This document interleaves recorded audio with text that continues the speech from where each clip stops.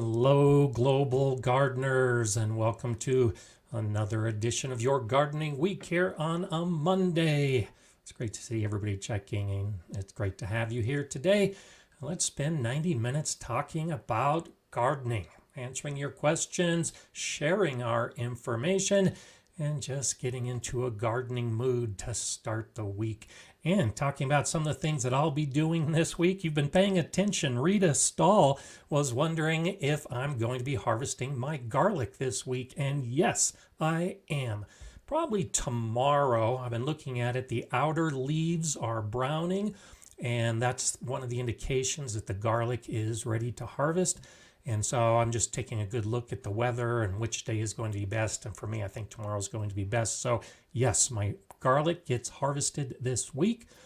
It's not forecast to be any rain over the next couple days. So that's why I'm looking at tomorrow. So I'll harvest tomorrow, let the garlic set out for a day or two in the sun, and then bring it in. And that should match up with my forecast because there is a possibility for some rain this weekend. So I want to get the garlic harvested and then get it seasoning in the sun before the rains come. And then this weekend I'll have the bed prepared and I'll start putting seeds in for the fall plants. The fall harvests start in July, and I've got a video coming out here probably next week, maybe this weekend, where I'll be talking about that, share with you the seeds I'll be putting in for the fall in that bed that right now has garlic, and then also one of the other beds that I'll be clearing out because so many of the plants have bolted in the heat. And we'll be talking about heat and problems and lots of other things that are causing issues with our plants as we proceed. But throw out your questions and let's get as much answered as we can as we start today. Let's go ahead and start with a question from Baby Root, who has flea, beetles, and grasshoppers and wondering about the best way to get rid of them without using chemicals. And I agree with Rachel that diatomaceous earth is a great way to deal with those kind of insects, particularly for the flea beetles. You can use neem oil, diatomaceous earth. Those yellow sticky traps can be quite effective, and I showed that in a recent video. The flea beetles will jump, and one of the easier ways, I think, to deal with them is to hang or prop up the yellow sticky traps near the plants, and then go through and with your hand and just rustle the leaves of whatever the plant is that's being affected by the flea beetles. They're going to jump off. And once they're off, they're just as likely, maybe even more likely, to jump onto a yellow sticky trap than they are to jump back onto your plant. So that's a real easy way to deal with the flea beetles without using chemicals. And as for the grasshoppers, I like birds. That's one of my favorite things. And some of you noticed in the video that I did recently, the bird house that I built, that I showed you how I built it, it's occupied by birds, and it's actually the second occupation. So this is the second nest in that greenhouse, and nesting birds eat a lot of insects, particularly grasshoppers, depending on the species of bird. So I attract birds to my garden, and I have very few grasshoppers. The grasshoppers I have are the little ones that are so camouflaged you don't even know they're there until you step in the area and they jump away. But the birds see them. And so birds, sticky traps, diatomaceous earth, those are all some great ways to deal with some of those pests. Taco Promotions, great to see you here today. Everything is going well, and I'm glad I could share the gardening knowledge with you, and hope that all of you get to that point that you can share your knowledge with others as well as it moves along. Question from Marina. What can I do for white powder on my zucchini leaves? And more than likely that's powdery mildew. And powdery mildew, there are a couple really simple home remedies. One is milk. Just take some milk, dilute it in water, spray it on the leaves. That has some antifungal properties, and that can work because the powdery mildew is a fungus. And so to correct for it, you'll need to deal with it using an antifungal remedy. One of the things you can do if you don't have powdery mildew yet is improve air circulation. Poor air circulation is one of the biggest causes of powdery mildew, especially on squashes and zucchini. So prune some of your plant leaves to improve air circulation. And this ties right in with one of the ways to deal with powdery mildew. So if you see it just starting to appear on your plants, go ahead and prune off those leaves. That'll get rid of that section of powdery mildew, and it should improve the air circulation so it might not spread as readily to other leaves and other plants. Most of the time, it's not that big an issue. We've got powdery mildew all around us, all around the world. Very common problem. It's an annoyance. It doesn't often kill the plants, and it usually doesn't affect the fruit much. But if it is really bad, then you'll have to use some type of antifungal product to get rid of it. But for the most part, just try some pruning, improving the air circulation, and see if that relieves the problem a little bit. Had another question from Barbara Finley earlier, wondering about container peppers, and it's raining regularly for her in Iowa, and she's been feeding her peppers with water-soluble fertilizer and wondering about that. If you have regular rain, particularly in fertilizers, and you need to, or in containers, and you need to fertilize your plants, how do you deal with that? Well, fertilizer works best when it's in the soil for the plants and the microorganisms to work together and benefit the plant.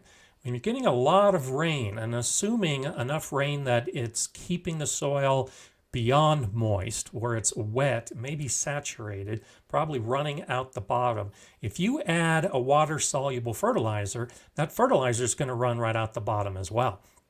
And so I would suggest allowing it to dry out before you put the fertilizer in the containers that are getting so much rain. Or if it's not rain, if you just water too much, the same thing can happen. You'll leach out, particularly the nitrogen in those fertilizers. So it is a concern.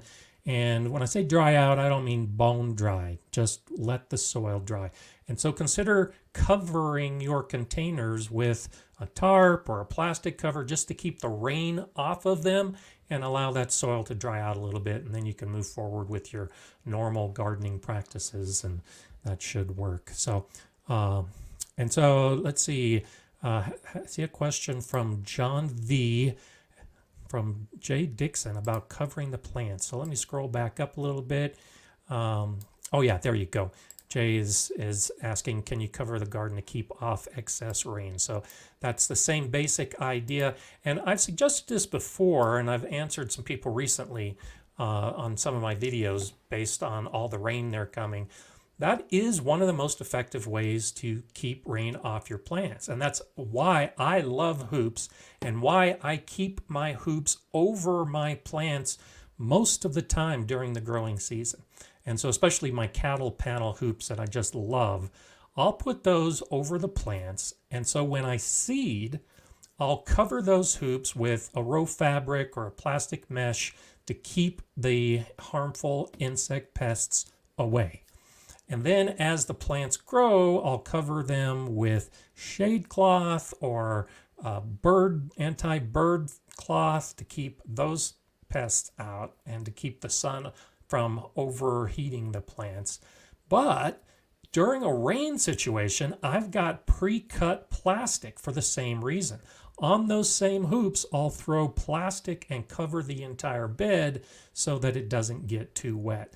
And so you know that I also use hail cloth and I use plastic to keep the hail off of my plants. Well, when we have one of those forecasts where we're going to have a thunderstorm that's going to drop inches of rain, I've done that as well. I go out and put plastic over the bed so that the bed doesn't become too saturated, because the rain can also harm the plants if it's too hard. So yes, you can cover your plants to keep the rain off. Do think about what you're using. I like clear plastic just because it allows the sun to continue getting to the plant and it keeps the rain off. But you'll probably have to open the ends or open the sides so that air gets in and you don't overheat the plant if you're using plastic. If it's a short-term event like I have, yeah, just throw it over and then you can take it right off. But for those of you that are encountering days and days of rain, it's one of those things that if it's raining during the day, go ahead and cover it.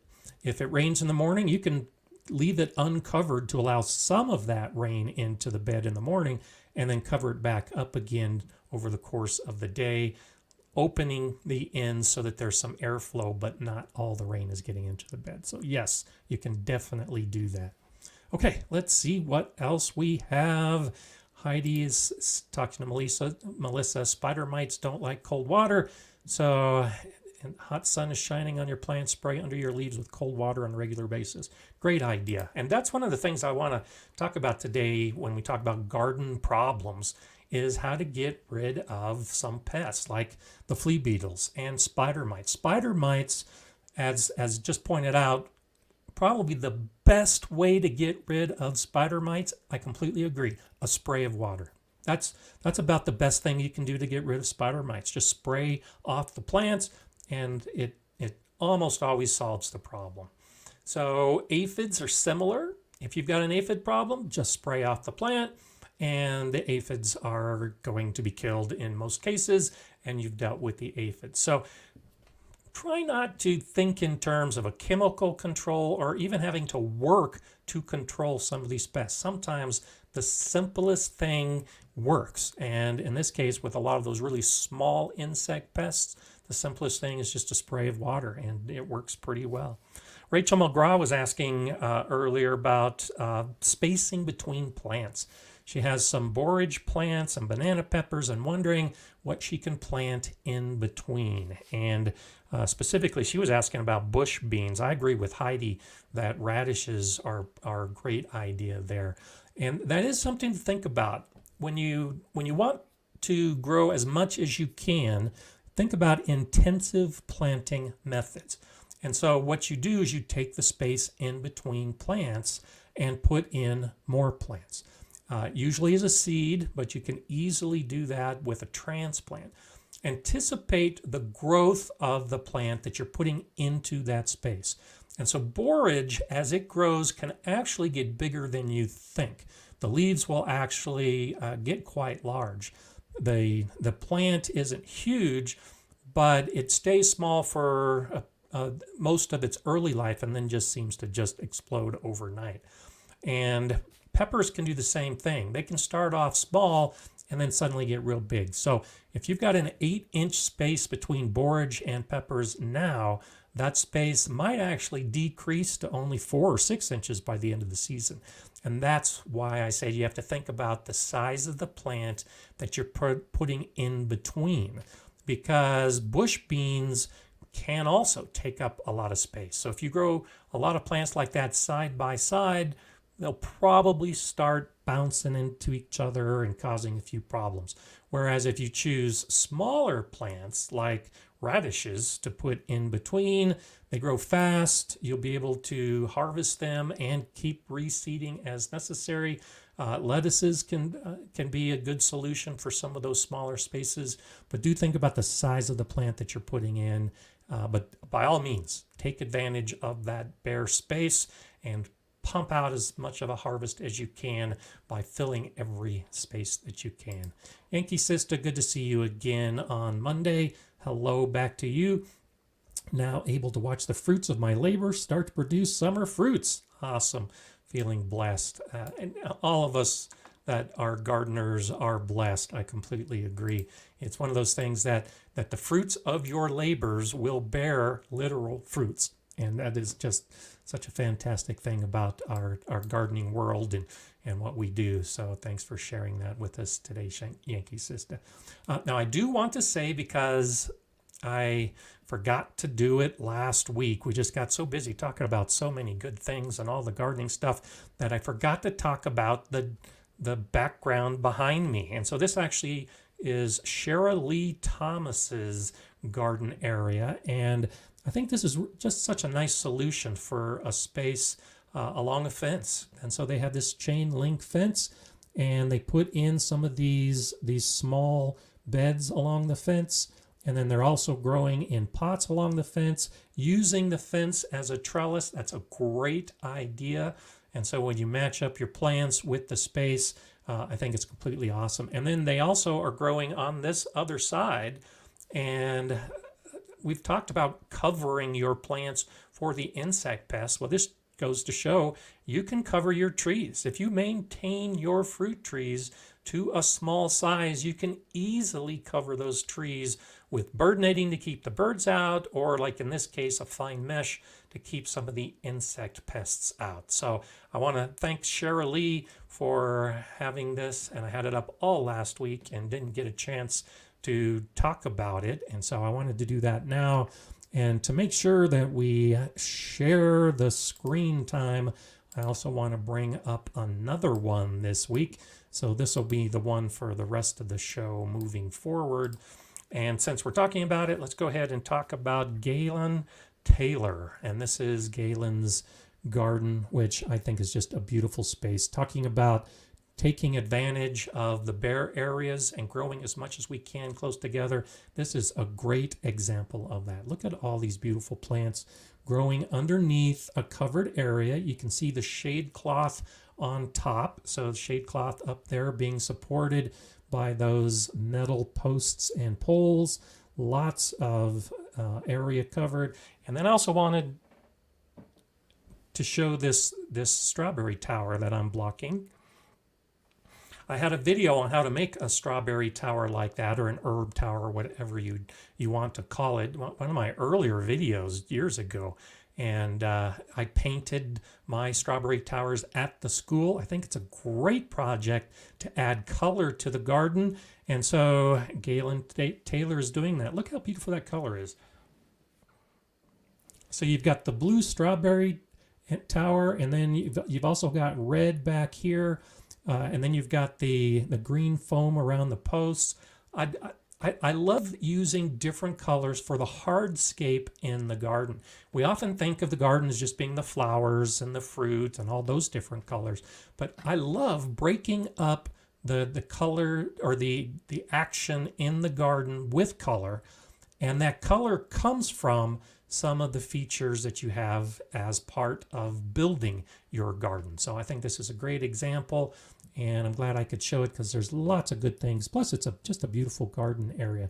All of us love going out to the garden, and this is just another one of those that would be a lovely space to go out to. So glad I remembered to do that this week, and I appreciate all of you who remind me, but I don't often see the reminders in the comments when you're reminding me. So I do appreciate all of the backgrounds that all of you send me, and I want to make sure and give you credit, and thank you to all that I saw after the fact that were reminding me or asking about the background, but I just slipped my mind. Sometimes gardening does that. We get so focused on what we're talking about with the gardening world that we lose sight of whatever it was that we had planned to talk about instead.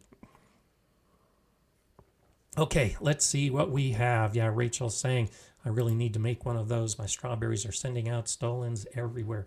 And it is pretty easy. It's one of the first videos I did where I showed start to finish how to do it. Cutting the PVC, painting the PVC, planting. And so I like that video. It's one of my favorite videos that I did all those years ago. It does require more water. It's a container. It's basically growing strawberries or whatever in a container, and containers tend to dry out faster. So you will need to water a strawberry tower, or I've also used them for herbs. I like to grow herbs in them like thyme, for instance, and oregano, because they can get by with a few days of dry soil if worst comes to worst. So they're also great for herb towers. because there's many of the herbs that we grow that can handle drier soil. So yeah, it could be a good project for you to think about, and definitely something to consider as you move forward. Now, today I do want to talk a lot about tomatoes. Tomatoes tend to be one of those plants that we have a lot of problems with in the garden. And I'm getting a lot of questions about tomato problems right now. Kathleen Waller was wondering about the tomato leaves folding. And so we'll start with that. And so there could be a lot of things that cause leaf curl in tomatoes. And Kevin pointed out the possibility, based on which way it's curling, you can actually identify what the problem could be. But low water and heat and wind are the most common reasons for leaf curl. And so if the leaves start curling up, the plant is trying to protect itself. It's trying to conserve the moisture that it has. And so particularly dry, hot wind can cause a lot of tomato leaf curl. And so what's happening, we talked about this a week or two ago with the transpiration of the leaves. And so the plant doesn't want to lose all of the moisture within it.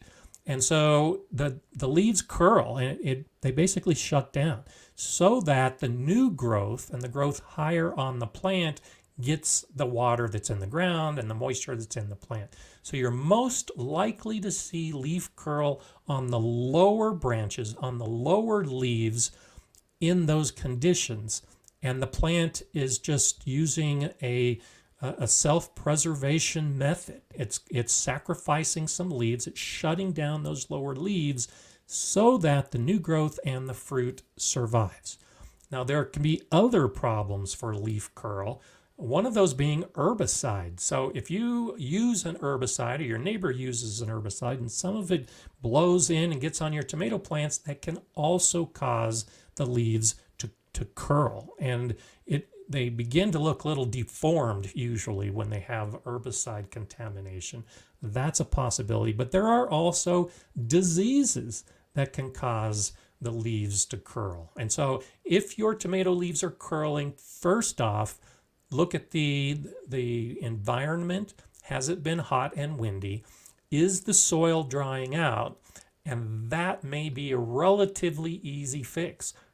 Watering and adding shade cloth or adding a wind block can often fix the problem. Now, those leaves that have curled may have some cellular damage and they might not uncurl, but the new growth should be okay, and you probably won't have a problem with leaf curling on that newer growth.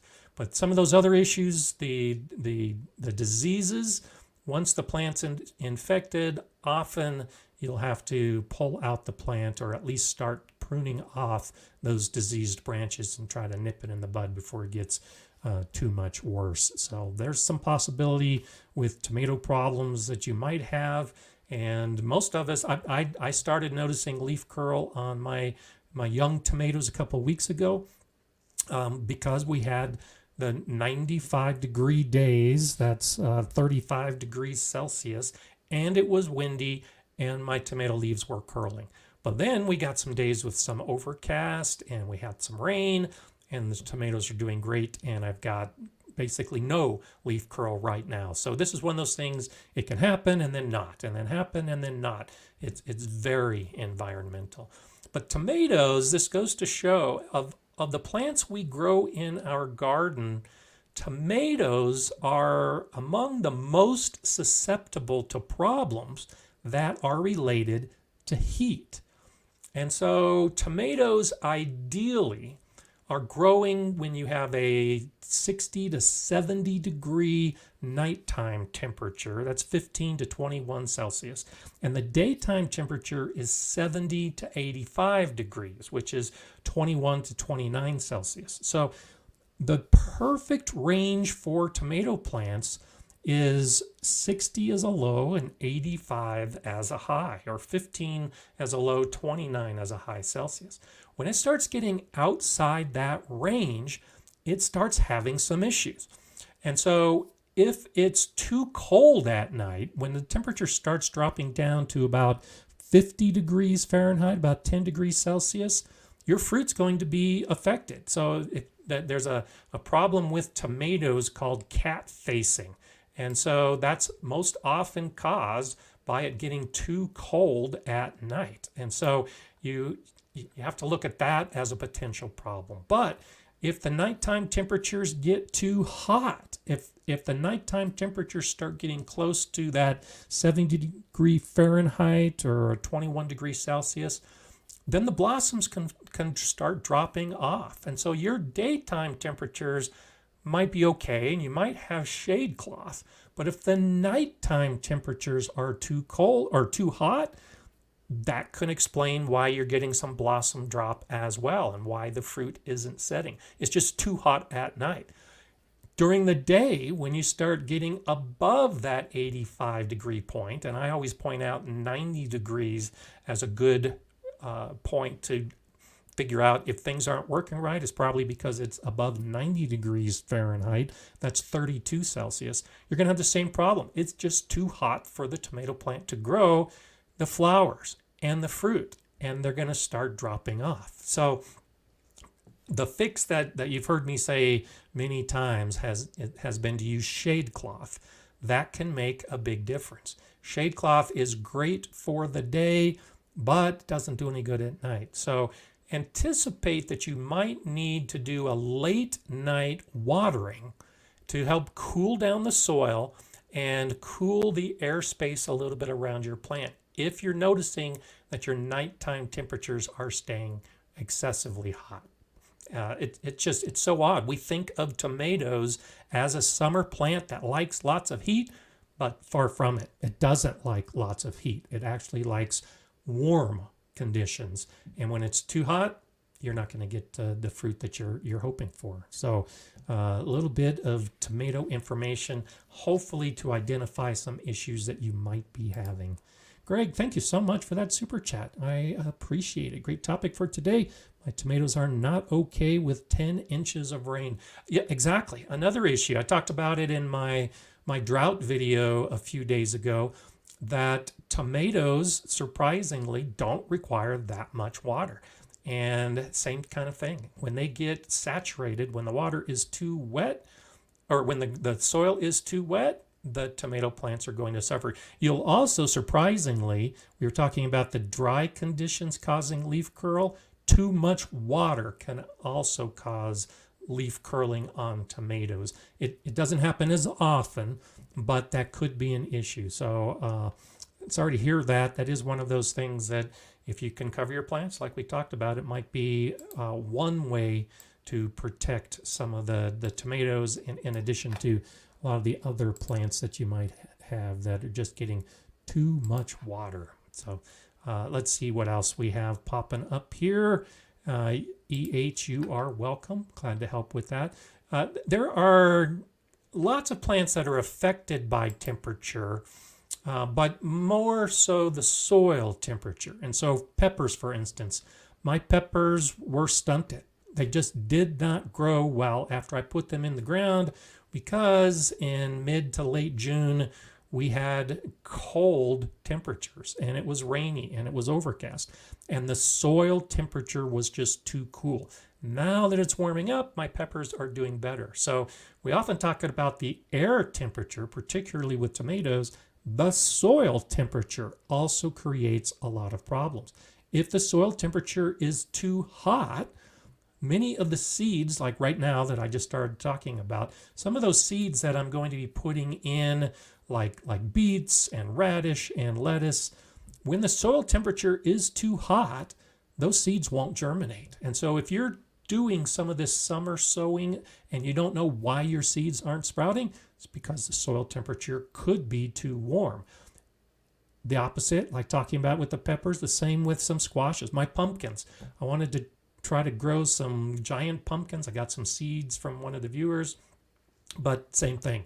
As the pumpkins were starting to grow, the soil temperature cooled down and those plants didn't grow like they should have. They're alive, they're growing, just not as quickly because the soil temperature is too low. So start bringing all of these factors into your analysis. When you're trying to figure out what's going wrong with the garden, yes, by all means, do a thermometer check to see what the air temperature is, but get out there with a meat probe or a soil thermometer and check to see what's happening with the soil. And that might give you an answer to some of your problems as well. So it's just craziness when you start thinking about all those kind of factors that can be a problem. And Frank says, my elderberries dropped their blossoms because we had some major heat at that time. Yeah, most of the vegetable garden plants, the ones that are fruiting, do have problems with heat. It can drop blossoms when they get too hot. It's a little counterintuitive, or it's a little surprising, because at the same time, a lot of those perennial plants that were growing for flowers, the echinacea, the gaillardia, so many of those plants I've got in my garden that I'm growing for flowers, the heat doesn't affect them the same way. They're not going to necessarily drop their blossoms or flowers because of the heat. Perennials can handle it. It's just in the vegetable garden that we have to worry about not getting the harvest because of these temperatures and what's happening. Another issue I wanted to point out right now, particularly in California and Oregon, wildfires are running rampant. We've got wildfires here in Colorado, in the western part of the state, and it's hazy in my area. It's smoky. This is another one of those issues. I know some of you in Oregon and California had this issue last year, and we talked through some of it. And the same issue that I'm starting to have this year in Colorado. Smoke acts a lot like a cloud. It's smoky and the sun isn't getting through. And so you might start seeing some issues with your plants if they slow down over those days and days of smokiness. It's just like if those plants had a cloud cover day after day and they're not getting sun, photosynthesis isn't happening, and the plants can begin slowing down. So that's another one of those weird things that you don't often think about, but fires and smoke can affect your garden because they're cutting out the sunlight that would cause the plants to grow. So don't be surprised if you're living in an area like that, if your plants don't respond like you expect them to.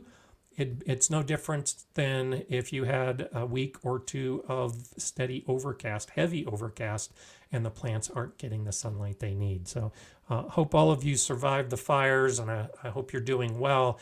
It is terrible that we've had to contend with that, particularly in recent years.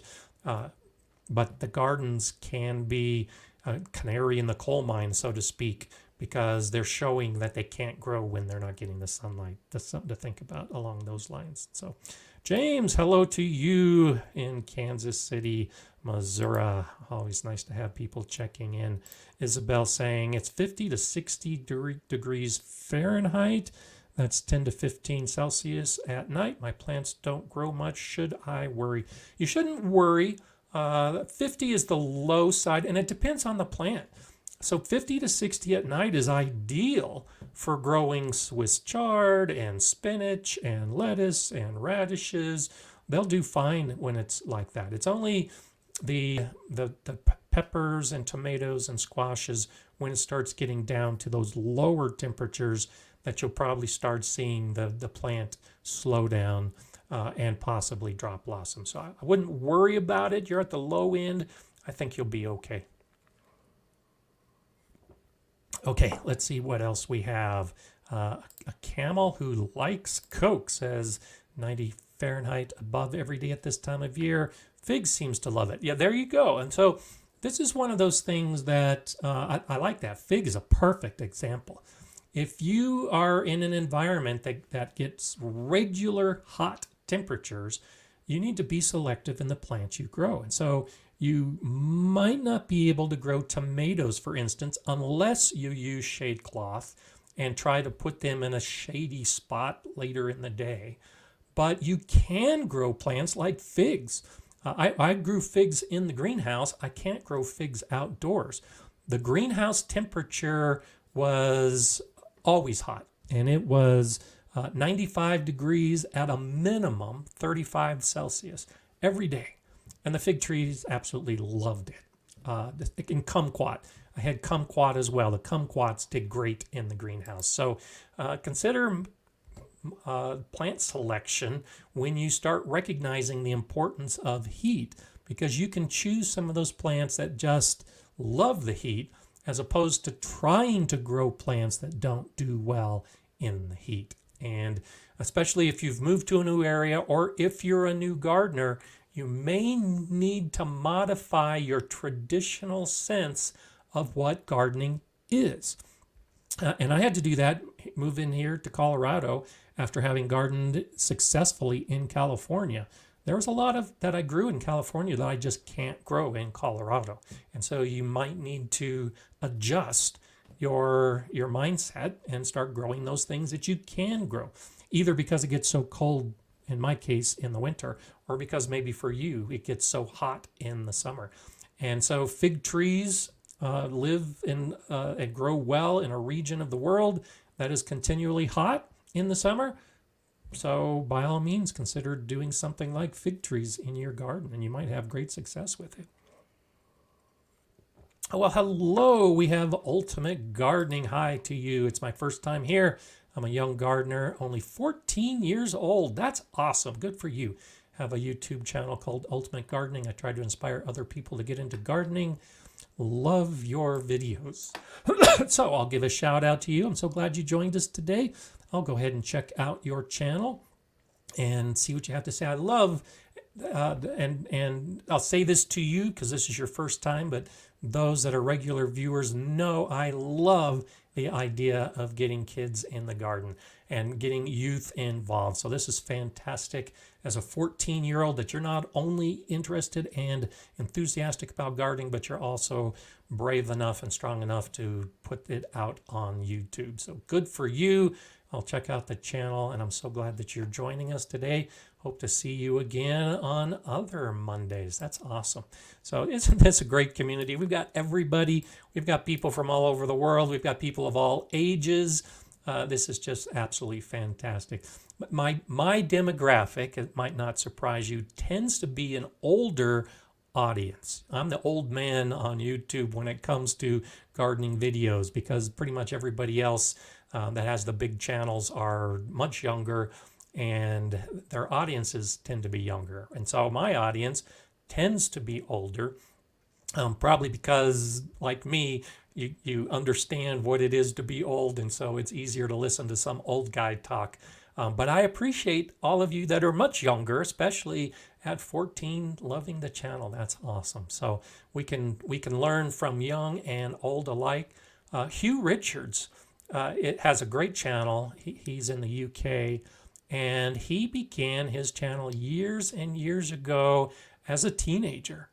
And I think that's awesome. Now he's much older, much more experienced, much more serious about gardening, but particularly some of his older videos when he was much younger are great to see, because you can see the youth and the enthusiasm when it comes to gardening, which I think is fantastic. So so nice that you are here today, and all of you. I know this is a great community, and you can already see that in the comments, all the others that are talking to you as well. So I think that's absolutely fantastic. And you're very welcome for the shout out. Started at 7. That's awesome. You know, I wish, and we've talked a little bit about this, I got a late start in gardening, actually gardening for myself. One of my earliest memories, I was probably about 11, and I was in my aunt's garden, and she took me out. We were harvesting for dinner that night. I used to spend summers with my aunt and uncle, because my cousin and I were the same age, and we would pal around all summer. And we were harvesting for dinner, and she picked a warm tomato off the vine, handed it to me, and I took a bite and I've never gone back. That's the most fantastic start to gardening in my mind, is just that experience that it can taste like that. And I've been trying to recreate that taste, the explosive, warm, delicious tomato on a hot summer day is my goal. Everything I do is with that thought in mind, having that first experience of a harvest. And so the first strawberry of the year never makes it to the kitchen. I eat it right on the spot. The first raspberry of the year, the first tomato of the year, pretty much anything I can eat in the garden, I do it. And it brings back that earliest memory because it's just so fantastic. That's one reason why I try to get my granddaughters involved with gardening. And now my daughter is doing much more, because when you can start young, you now have a lifelong passion and something that you can take with you well into your older years like me. So get kids involved. If you're a kid, get involved. And if you have kids, get them involved. And if you've got grandkids, get them involved, because it's one of the best gifts you can give to your family for their future and for the future of the whole planet. I've talked about that before too. I think the legacy of gardeners benefit the entire planet, because not only are we doing what we love to do and growing our own food and enjoying it, but we can share it with others and just keep spreading that wonderful message to everybody, which is why this is such a great global gardening community, because it doesn't matter where we live, we can enjoy the literal fruits of our labor through our garden. So this is so fantastic.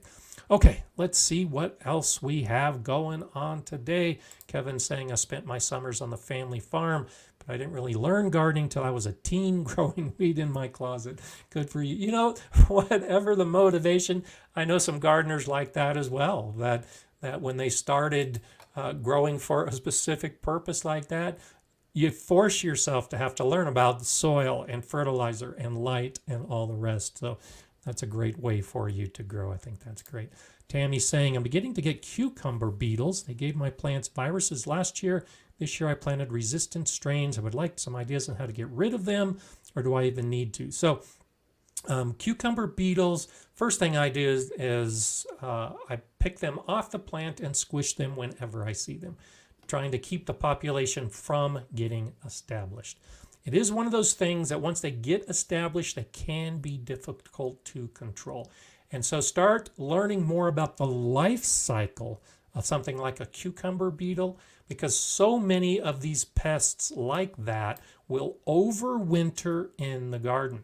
And so some will overwinter in the plant. And so, for instance, if you just chop off your plants and put the stalks and the leaves in a pile, some of those insect larvae are living in that. And so as you identify the pest, you learn about it and realize that you need to get rid of that garden refuse. Throw it away, and that may be a good way to get rid of some of those pests. Other pests will actually burrow into the soil and lay their eggs. And so a great way to disrupt them is to get in your soil and disrupt it. Now, this is one of those aspects of no-dig gardening, where you just put the compost, couple inches of compost on your soil each year and don't dig. If you have a pest that overwinters in the soil, one of the best things you can do is to dig your garden bed each spring. Disrupt the life cycle of that insect and you can get rid of it. Other insects will lay eggs on the bottom of leaves. And so when you get to identify that kind of pest, you go out, you inspect your plants, you find those leaves, and you destroy those eggs before they take over. And so cucumber beetles are one of those kind. That they'll overwinter, and if you can disrupt their life cycle, you can greatly reduce their number next year. And then as you see them, go ahead and start plucking them off the leaves. Diatomaceous earth can work, but hopefully you can just get rid of them completely because of the environmental controls, the way that you control the plant waste in your garden. Okay, let's see what we have. Drawing Momentum is wondering, do wasps eat bad bugs? I know the wasps have been pollinating a lot of my plants. I'm hating grasshoppers right now. Yes, absolutely. There are an amazing number of wasp species that specifically target some of those insect pests. One of the most amazing things, this is before I really got into gardening education. This was before I became a master gardener about 20 years ago. And I was gardening, learning a lot about gardening, and wish I would have had it on film. But I discovered a tomato hornworm, one of those big, massive caterpillars, and it was covered with little white sacs on the back of it.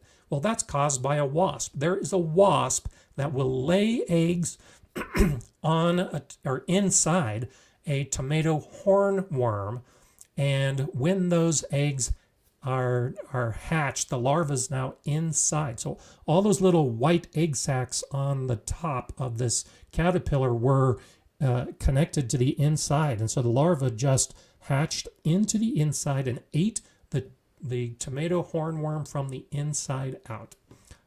I saw it. I'd seen it on like a National Geographic show, but then I saw it in person, and it was just fantastic to see nature at work.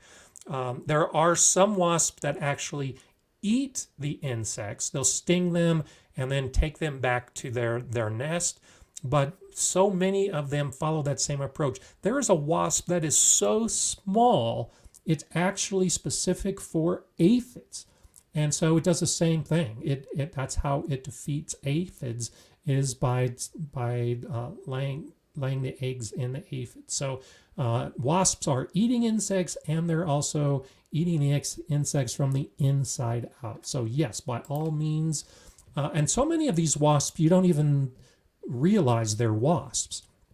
You know, we think of yellow jackets and hornets as the typical wasp, but there are so many in different sizes and shapes and colors that they're out there. And that's why I always say, grow a variety of flowers and grasses. Let some of your weeds sprout around the edges. Let the native plants take over some areas of your garden, and you will have those beneficial insects like some of those wasps. It's just a great way to control pests. Okay, let's see what else we have wondering. Tuck is saying, hi Scott, wanted to thank you for all your work. I've learned so much from your videos as an adult onset gardener. I like that. I'm now in my 4th season. Each year I learn more and more. That's the way to do it. Good for you, Tuck. I'm glad to hear that. I still learn. I've been gardening for 30 years and I still learn every single season. Something that I never even thought of before. And so after 4 years, you've got a ton more to learn. And I look forward to having you here on Mondays telling us about that journey, because every time you learn something, it is just an eye-opening experience, and hopefully it sticks with you for the years to come as well. That's why I say a garden journal is such a good idea, because as you learn those things, write them down electronically, old school, with a pencil and a book, but write that stuff down so you don't forget. And it's a great way to keep building on what you learn. So I think that's awesome. That's great. Rachel's saying, if you grow dill, you will see some of the coolest little pollinators. Absolutely. And I've said this before. Dill's one of my favorite plants to grow to attract insects in the garden. It attracts some of those wasps. It attracts pollinators. It attracts some really cool stuff. So grow the dill, and that's a wonderful thing to do. Jasmine's wondering about Japanese beetles. How bad are they to your vegetable garden? So I personally don't have a problem with Japanese beetles. We have some areas in Colorado. I think they've moved into some areas of Denver, but I don't have them personally. But they can be a problem. Japanese beetles, most pests will target specific plants. And so if you don't have that plant, but you have that pest in your area, you may never see that pest in your garden. if you're growing a tree that a Japanese beetle likes to infect, you can do things like the picture I showed at the beginning. You can cover your trees with a fabric to keep some of those pests away. Or there are a lot of traps, Japanese beetle traps on the market that can be very effective. So if you've got Japanese beetles or any type of beetle, particularly on a fruit tree, there's probably a trap for that insect. Most of those are pheromone based, and so it'll be something that you hang from a branch, and then it's got a chemical that smells like usually the female of that insect, so it attracts all the males, and then the population is reduced and usually controlled through a trap. So I don't have Japanese beetles, but that is something that you should be able to control once you recognize that you have that problem. Okay, Rachel says you're becoming an expert on Japanese beetles. Awesome. So share with us some of what you've learned. I think that's great. Isabel saying, part of my land has raspberries and it's the best sunny spot. If I make a garden, how do I keep these plants to come back? I don't like raspberry and I can't afford a raised bed. And so raspberries, this is a good example. I intentionally grow raspberries because I do like raspberries. But if raspberries are growing in a spot that you don't want them, they will spread and they can take over. They become a weed at that point. A weed is just any plant growing in a location that you don't want it to grow. And so raspberries may take a year or two, but it's digging them out.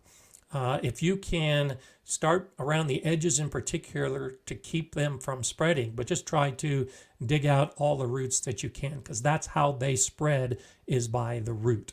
And so you can pull them at the end of the season, try digging them, turning the soil, and especially if you want to grow something else in that spot, go ahead and put out your compost or whatever organic matter you're using, dig it into the soil in fall, and all those roots that you see coming to the surface are probably going to be raspberry roots. Pull all of them out, separate them from the soil, and that's a good way to start getting the situation under control. And then you just have to keep on top of it. Every time you see a raspberry start growing and popping up, you got to pull it.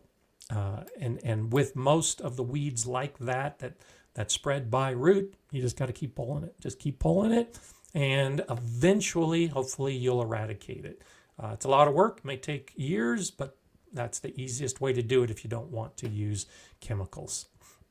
Okay, and Laura, full good advice. If you pull out plants, replace them or something will fill in the bare spots. You may have heard this. This is one of those things, when you see the statistics, it's just crazy. But there are weed seeds, the plants that all of us agree are weeds, that can stay viable for decades. Some weed seeds I've heard can even stay viable for 100 years. And they just are waiting to grow. And they're blown in by the wind, they're dropped by birds, they could be in manure that you use, but there are a lot of those seeds in our garden. And often what they're waiting for is the soil to be disrupted so that they can start germinating and growing. And so anytime you have bare soil, especially if you've just pulled a plant, you now have the potential for some of those weed seeds that are all around us to start growing. And so, great suggestion, Laura. Put another plant in that spot to cover it up, to shade it out, and to keep some of those weed seeds from growing. And if you see the weed seeds pop up at the same time, because you're focused on that new plant, you can start pulling some of those small weeds as seedlings and keep them from taking over as well. Mulching is also a great way. If you have a bare spot that you don't have a plant in, use mulch for the same reason, to help keep down on the weeds, but also to help keep the soil life active. When you have an organic mulch covering your soil, that's a great way to do it. So awesome that you are thinking about that.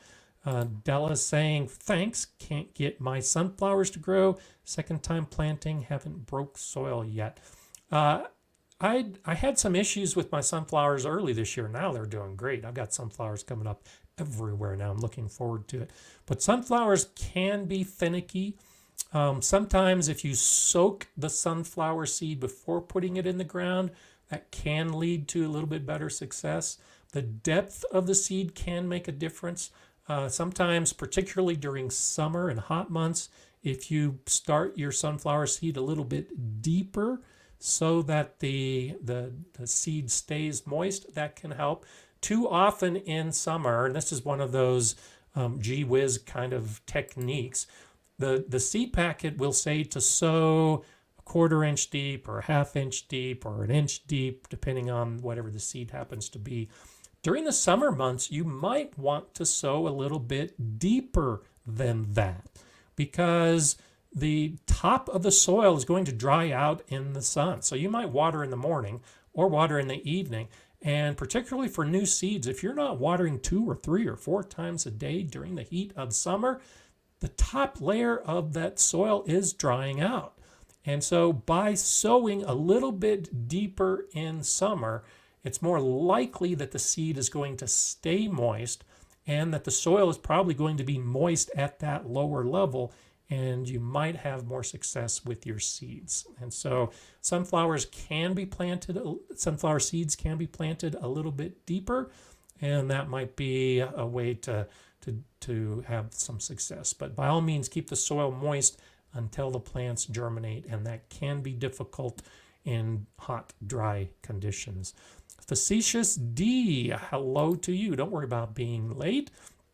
Anyone that checks in late can always start over again. You can just, while you're watching live, you can click on the beginning of the video and catch up on everything you missed, or check back later and watch it in replay, anything that you miss.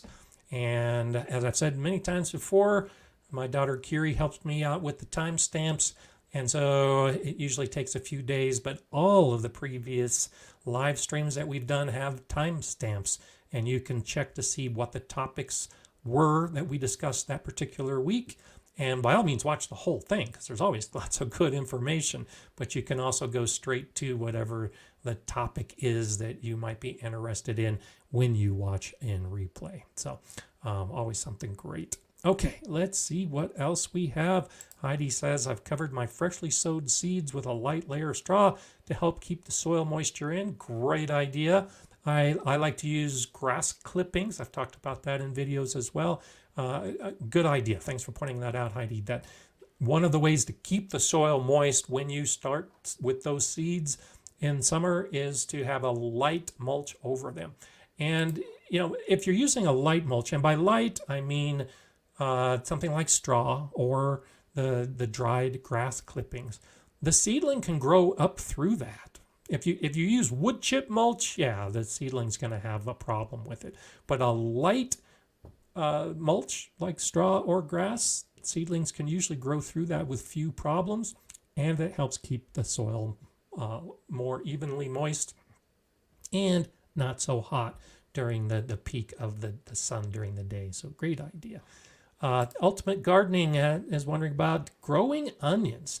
It is hard. So we actually talked about this a little bit in our Facebook group for the membership community this week. One of the things you can do, a couple things about growing onions. And so trying to grow onions from seed can be very difficult.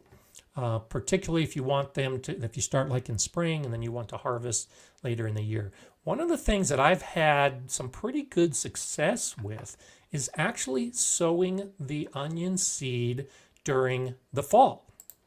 And so the onion seeds are started in fall with the intent that they'll overwinter in that location and then start growing in the spring as soon as the soil temperature warms. And onions don't require warm soil. They can actually start germinating in pretty cool soil. And at the school garden, I was trying to grow onions every year and having difficulty with it. The best onions we grew were in the year that we started with the onion starts. I'd actually started onion seed indoors, which is another great way to get those starts because it's so hard to grow directly in the garden. So start growing onions from seed indoors. And then when they get to be about 5 or 6 inches tall, you can move those plants outdoors. But the success came when we took some of those plants and allowed them to stay in the ground over the winter. In the second year, some of those plants flowered, and we were going to collect onion seeds to do the cycle all over again. But the students were busy with testing and who knows what else. Didn't get a lot of them to help me collect those seeds, and a lot of those seeds fell back onto the bed. That next year, I had the best onion crop I ever had in any garden anywhere. And that's why I say I've started doing a lot more sowing in the fall, because when they overwinter and then when they start growing at the perfect point for them, for those seeds, they tend to do better. And now you've got the onions that are sprouting in early spring, growing through the year, and you can get a much better harvest. So start growing from seed indoors to get those starts, then put those starts in, and you should have a pretty good season. Or just do the seed in fall and see, and have the patience to wait a whole year, and you might have some good success with that. So that's what I've done with onions, and it's worked pretty well. Okay, let's see what else we have. Oh, yeah. And I've had this problem before too, where you don't remember what it is you planted, or you don't necessarily recognize the young seedling, and you end up pulling out everything that you put in the ground. So you're not the only one, facetious D. Many of us have had that issue. Okay, Andrea's saying, I just found out my garden is high in lead. Wow. I'm sad and scared to grow roots. Scared, I think is what you're saying. Scared to grow root vegetables. And so this is one of those issues. The video that we just did talking about reasons why raised beds are better. This is a good example of that. One of the reasons raised beds are a better way of gardening is when you have contaminated soil. And so you can put in a raised bed or containers, and then you fill them with new soil that's not contaminated, and then you can grow everything, particularly root vegetables, and you don't have to worry about the contamination. So yes, I understand your hesitancy to grow in an area with lead, and this could be a reason to start growing outside of your own soil in containers or in a new raised bed that you can bring in soil from a separate source and then be able to grow. And then it becomes a distant memory, and you don't have to worry about it anymore. There are some plants, like sunflowers, for instance, since we're just talking about sunflowers, there are a number of plants that can actually remove some of those contaminants. And sunflowers are a great example. They'll suck up the contaminants from the soil, and then you discard the plant at the end of the season. You throw it away. You don't put it in your compost. Now, I'm not sure about lead and sunflowers specifically, but I'm sure with a little bit of research, you could find plants that will do that. They'll actually absorb some of that lead problem. Might help a little bit, but I think growing in an alternate location with alternate soil is probably a better way to go. Okay. Let's see. Always got some good stuff popping up. Sheena's Keto Prepared a Homestead, Stinging Needle, Comfrey, and Corn. There you go. Yes, good point. And so I think you're speaking to the same thing I was just talking about, because I recognize all of those plants as plants that will take some of the minerals deep from the soil, but also some of those contaminants. And so corn, believe it or not, corn can have an extensive root system, 5 feet deep. And if you're trying to clear out some contaminants in your soil, yeah, absolutely. Corn is a great one to use. I like comfrey in my garden. I like to reuse it as a fertilizer and in my compost, but it does the same thing. The leaves are pulling out lots of nutrients. And I just started stinging nettle this year. That's why I recognize it on the list, because it will soak up a lot of the minerals from the soil, to include contaminants. So thank you for sharing that. Okay, let's see what else we have. Das Roberts, can you compost the grass clippings from contaminated soil? I wouldn't necessarily recommend it. A lot of it depends on what it's contaminated with. But like corn is a grass. And so the grass will be soaking up through the roots into the leaves, whatever is in the soil. And so anytime you have plants growing on a contaminated soil, I would suggest not use those clippings, those leaves, those plants in your compost until you have a test done, until you know that the contaminant is no longer there. And I would put grass clippings into that same category. So let's see, Laden B is asking, any tips on growing beets? Love your content, thanks. I'd have a few tips on growing beets. I'm growing a lot of beets. Right now I'm focused primarily on golden beets because they're just so beautiful and so tasty, and I prefer them over red beets. But they're another plant that does better in cool conditions. And so I'll actually be starting some beet seeds here either this week or next week to grow into the fall. I've got beets that I'll be harvesting probably also this week that I had started in the spring, but they got a late start because we had a terrible freeze that killed everything. But it's all about cool. It's about cooler soil conditions. So the beet seeds that I'm going to be starting here in summer will be underneath shade cloth to help cool the soil so it's not too hot. The thing about a beet seed is that the beet seed really isn't a seed, it's a fruit. And so that's why when you grow beets from seed, you'll often get 4 or 5 plants growing in the exact same spot, because that little knobby beet seed is actually a collection of a couple seeds or a handful of seeds that are held together by the fruit of the plant.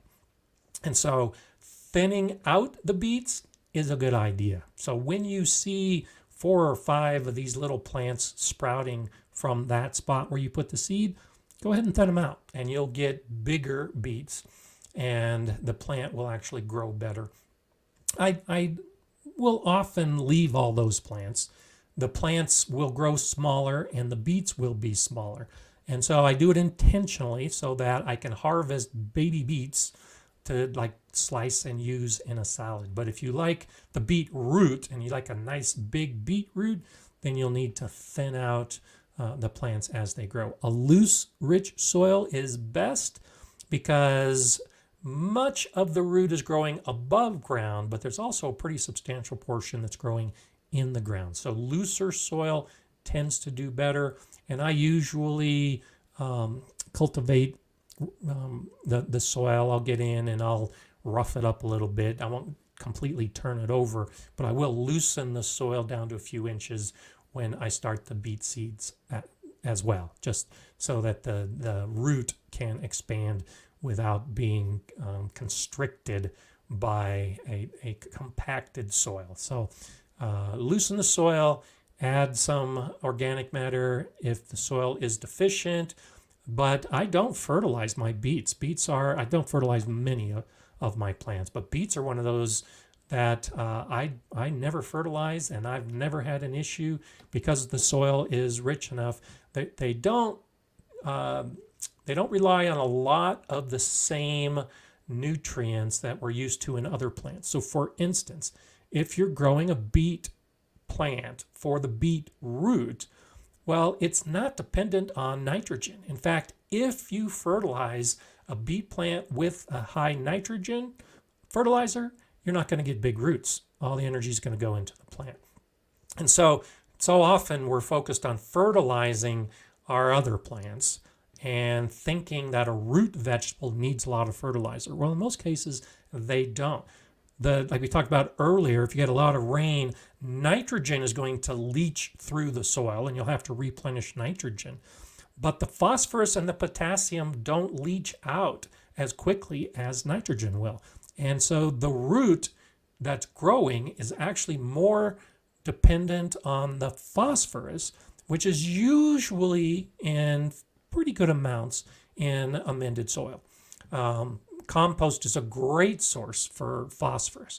And so if you've just amended your soil, you probably don't need to use fertilizer on your beets, and they'll do fine. So there's some help. Hope that puts you in the right direction and you get some good beets. Okay, let's see what else we have. Sheena's Keto Prepared Homestead. Thanks. I love listening to Scott. I appreciate that. That's awesome. And I appreciate you being here so that you can listen. That's wonderful as well. Okay. Nick from Yuma has been loaded with lots of puns today. So from the very beginning, and I expect you'll be here till the end. That's awesome. It's so good to see all the contributions, be they puns, be they questions, be they answers, or as I've been saying, a lot of the support for each other. That's so great on this channel. The community is just so supportive. I just love you guys, and I love the support you give to each other. So that's just fantastic. Okay, Sue Pfeiffer saying blueberries, garden lime or soil acidifier. The answer is soil acidifier. Blueberries like a low pH. They like acidic soil. Lime is often considered a sweetener. It actually sweetens acidic soil. It raises the pH. So you definitely want to use an acidifier like sulfur, depending on what your pH is. Now get a soil test done to start with so you know what your pH is as a baseline, because you may not need to do anything if you already have acidic soil. But if you have a neutral soil and you need to make it more acidic, then sulfur is usually what you want to do. And a soil acidifier most often has a sulfur component in it. So Rafi is wondering, you have carrots? Yes, I do have carrots. This year I'm focused primarily on purple carrots. I've got a purple garden bed. I've got purple potatoes, purple kohlrabi, purple beans, purple carrots, and okra, purple okra. So I've got all that growing in one bed, and those are the carrots I'm growing right now. I will be starting some orange short carrots, like a short and sweet carrot, that I should be able to start now and actually have a harvest in fall. So carrots are a wonderful thing to have in the garden, and I recommend them. They can also be difficult to start, kind of like we're talking about the onions. Carrots can take weeks to germinate, and so they're better in the spring to get that germination when the soil tends to be cooler and moister. In the summer, they definitely require shade and a lot extra watering and in the beginning. And so as I start these seeds coming up here in the next few weeks, I'll be going out every couple of hours, and I'll have my grass and my straw mulch, but I'll water 2, 3, 4 times a day lightly to keep the upper soil moist until those seeds germinate. And carrots are sown so shallow that can be an issue with them drying out. But yeah, absolutely, carrots in the garden. Lauraful says that she just saw that carrots cleanse the system of certain toxins. I haven't seen that specific research, but it doesn't surprise me. Carrots are great on many different levels. Diana is saying, do you need to add lime when mixing peat moss into soil mix? Good question. And so yes and no. I use a lot of peat moss in my soil mixes, and I use a lot of those mixes in my containers. And yes, peat moss can lower the pH of soil. And so you will often see bagged potting mixes made by the big companies that will have lime added to help with that pH issue. But I'm not that concerned about that pH issue. So yes, a fresh soil mix made with peat moss will have, in most cases, a lower pH. But that buffers over time. The soil organisms, all that bacteria, will moderate the soil pH when the soil pH is affected by organic material. And so while it takes longer for peat moss to break down, it will decompose over time. And as it decomposes, that acidic component goes away. And so I'm not that concerned about the pH aspect of peat moss in my soil, because I do everything I can to encourage the microorganisms to grow, and they will, in effect, self-moderate the pH of the soil.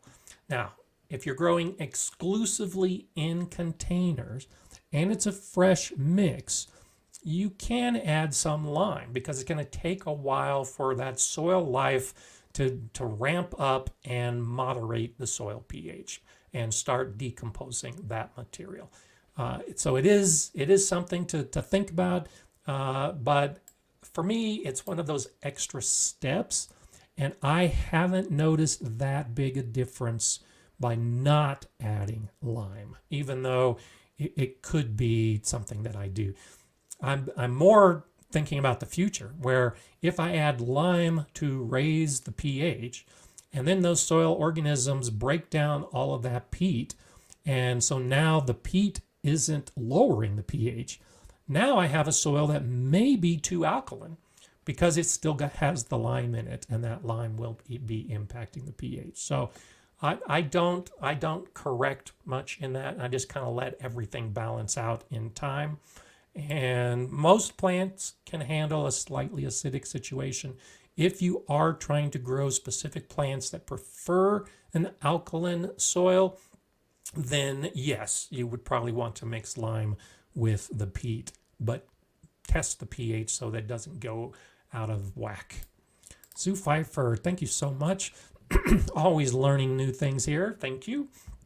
That's what I am here for. I'm so glad that I can share all the information and that you can learn new things. So thank you so much for that super chat. I think that's awesome. I appreciate everybody being here today, and I appreciate all of the suggestions, the information that's being passed back, because it's not just me putting out the information. I know a lot of you are learning from each other. So I'm glad to share the information, but I think it's so awesome that you all are happy to share your information as well. Okay, and so the lime in the coconut is definitely something I could see Laurelful doing, and I'm surprised Nick didn't come up with that sooner. So thanks for that. Okay, let's see what else we have. I appreciate your thanks there, Rachel. I'm glad I could help you with the carrots. Carrots are another one of those plants that you should thin out. We typically are sowing them in such a way that you can't get perfect spacing. So you're going to have the carrots growing close together, and thin them out. Like we were talking about the beets, you'll get bigger carrots and the plants will be bigger if you thin them out while they're still young. It's usually, here's another tip for growing carrots. So with the beets, I'll pull out those extra seedlings, and I'll often replant them. And so particularly if the soil's moist, particularly if you have loose soil, you've got those 4 or 5 beet plant seedlings that are growing close together, you can pull some of those out and replant them, and almost always get a beet plant and a pretty good beet root, as long as you don't damage the tip. But the beet seedlings are pretty tough, and I've had great success replanting them. But with carrots, it doesn't work so easily. Just by pulling out a carrot seedling, 95 times out of 100, you're going to damage that root. So carrots do not transplant well at all, and I wouldn't even suggest trying it. But when you pull out those carrot seedlings as part of the thinning process, you're wounding the plant because you're damaging the plant. And it starts sending out some chemicals in the air. And there's a pest, a carrot fly, that will actually come in and burrow into the root, and the larva can damage the carrots that you're growing. And so it's a better idea to actually snip off the carrots when you thin them out, and you're less likely to have the problem with that particular pest. So when I thin my carrots, I'll go out with with the little small pruning shears or with some scissors and cut out the carrot seedlings as part of the thinning rather than pulling out. Another reason when you pull them out, you can damage the root of the carrot that's left behind, because if those seedlings that were growing close together grew, the roots intertwined, and now you pull one out, it can disrupt the root of the other, and now you don't get a carrot, or you get one of those weird forked carrots or a disfigured carrot. So when you thin out the carrots, cut them, and you're more likely to have the harvest that you're looking for. Okay, let's see. Garden Dilemma says, I tried to give a thumbs up, but the thumbs aren't showing up. Never had that happen. Any suggestions? I don't. I can't help you there. That's odd. YouTube has some weird glitches sometimes, but I do appreciate the attempt at the thumbs up from you and everybody else. That's great. So thanks so much with that. Okay. Yeah, I will touch on this. Jay's always filled with good information. Answering Yummy of June. You want straw, not hay, due to seeds. You want to be super sure that there are no herbicides, as they will contaminate your soil for years. Yeah, I had a video recently where I was talking about straw contamination, and I let my straw sit and check the source before I use it. But if you're mulching with one of these things, use straw. The straw, most of the time, is made with just the stalks of the plant, often cereal plants, but they'll harvest the tops for making flour or cereal or whatever feed, and then those stalks are then baled up as straw. So in most cases, hay that's being harvested as a feed has all those seed heads still in it, because that's where the nutrition is for animals. They're eating the hay seed as well as the leaves and the stalks. Whereas straw has been harvested, the seed heads are gone, and all that's left behind is the stalk. So it's less likely to have seeds. This year, however, I don't know who harvested the straw bales that I've been using, but they are packed with seeds. I've never had so much straw weed growing around my plants as I have this year. So in most cases, straw will be better than hay. A number of years ago, I did a test, side-by-side test in beds. The hay I used as a mulch, the hay seedlings took over. It just overran the bed. The straw had almost no weeds at all. Few straw seedlings popping up, but almost nothing. Occasionally you get a bad batch like I did this year, and I actually have more weeds growing from that straw bale than in that test where I was using hay. But yes, avoid using hay. The Ruth Stout method of gardening actually grows in mounds of hay, but it should be aged hay. And that old hay, chances are any of those seeds have already sprouted. And now when you mound up all of that hay and then grow, you are less likely to have the weed seeds, partly because the seeds have already sprouted and also because you're using a very thick layer of hay mulch. And so hay as a mulch is keeping some of those seeds from germinating. But generally, I use straw because straw is a better way to go. So thank you for pointing that out. Yes, that is one of those things that you've got to concern yourself with. And Cindy says, same issue. I wonder where the straw came from this year. I've never had it this bad either. So it could just be how they were harvesting, and who knows. Let's see what else we have popping up. So much, so great to see that everybody is so active in everything this year. It's so awesome that this community is here. I can't tell you, I say it every week, just because I'm so glad to be here on Mondays and to share my time with you, and you all are great. So I'll review some of the questions that I missed and see if there was something that I really should have covered, like last week with the problem I had with the background. And that leads us right into the philosophy of the day, which is you can't always get it right. You know, I try to give you right answers. I try to be prepared. I try to grow my garden so that everything survives. And it just doesn't always happen that way. And you have to accept that. That's part of being a gardener. You just can't always get it right. Even when you educate yourself, even when you watch the videos, even when you do things exactly the way you're told to do them, sometimes things just don't happen the way they should or the way that you expect them to. And that's okay.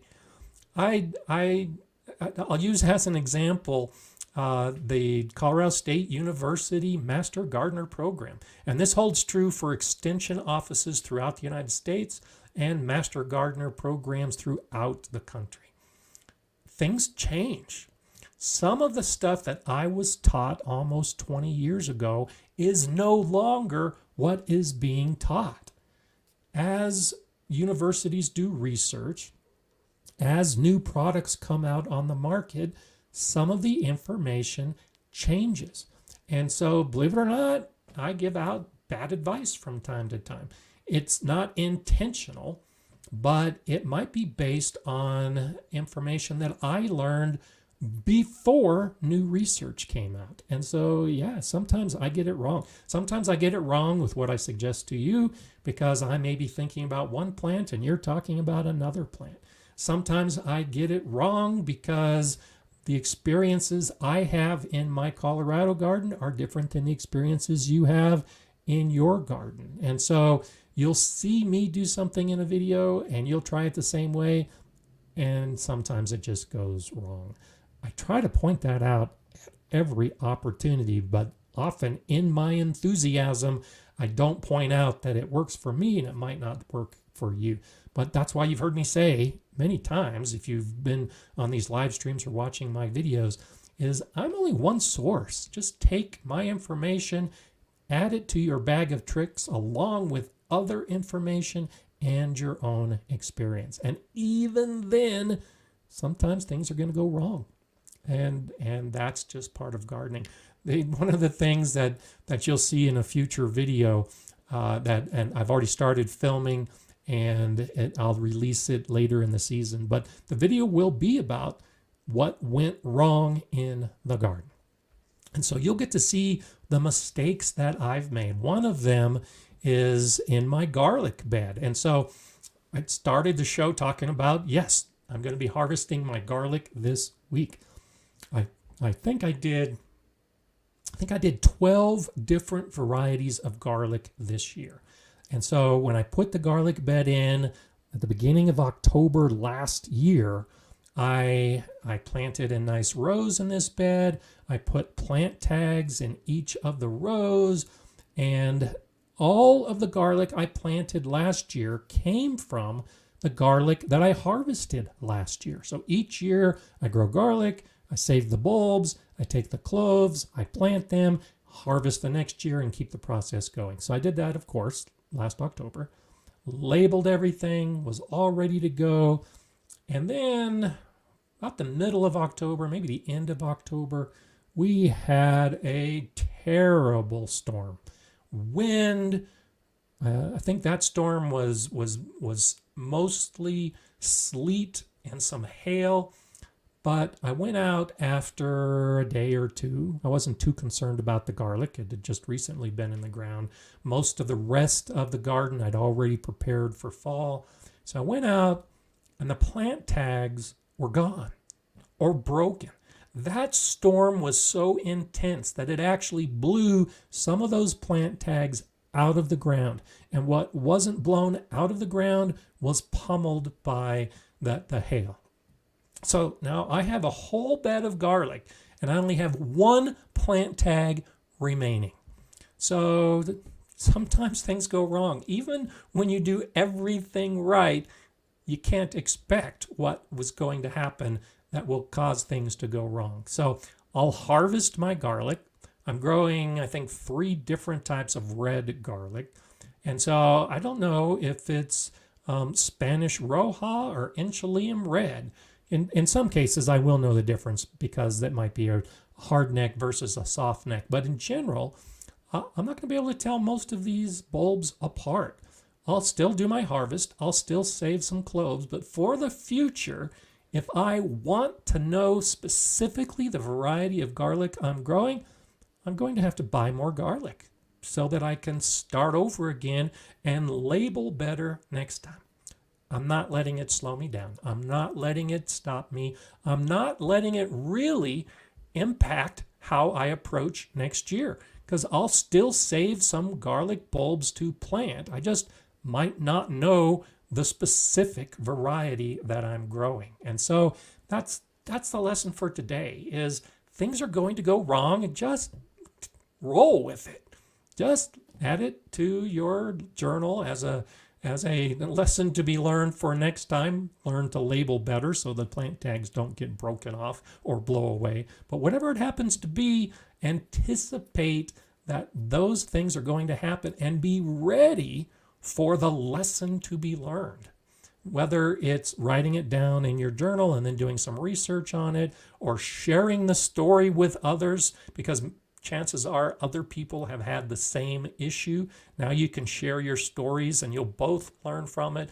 Whatever it happens to be, take it as a learning opportunity as you move forward, because it's going to happen. There are so many things we do in life where we take that step to do the education, then we take that step to get the experience, and then things tend to go right more often than wrong. Gardening is one of the few things in life that we do where chances are more things are going to go wrong than go right. And when you accept that, you'll have a great gardening career, because that's one reason why I can answer so many questions, and why I know so much about gardening is because so much has gone wrong in my garden over 30 years that I lock it away.